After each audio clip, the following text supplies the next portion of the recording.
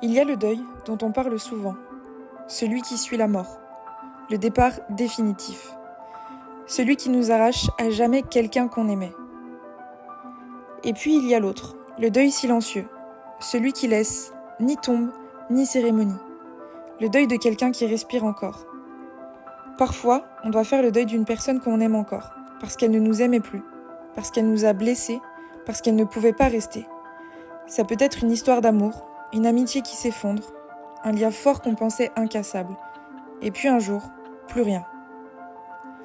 Des silences là où il y avait des rires, des absences là où il y avait des présences. C'est difficile parce qu'il n'y a pas de fin claire.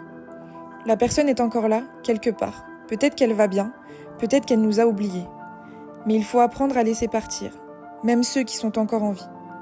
Surtout ceux qui choisissent de partir, parce qu'on ne retient pas les gens avec l'amour, on les retient avec la liberté, ou pas du tout. Faire le deuil, ce n'est pas oublier, c'est accepter, c'est reconnaître qu'il y a eu quelque chose de précieux et que ça appartient au passé. C'est choisir de ne pas courir après ceux qui s'éloignent, c'est se choisir soi, au lieu de s'épuiser à rattraper ce qui ne reviendra pas.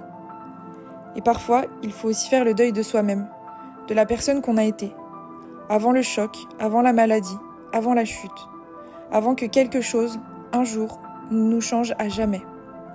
On ne revient pas toujours à ce qu'on était, et c'est douloureux. C'est douloureux de ne plus se reconnaître, mais là encore, il faut apprendre à dire adieu, à l'ancienne version de nous-mêmes. Ce n'est pas une perte, c'est une mue. Une façon brutale de grandir peut-être, mais grandir quand même.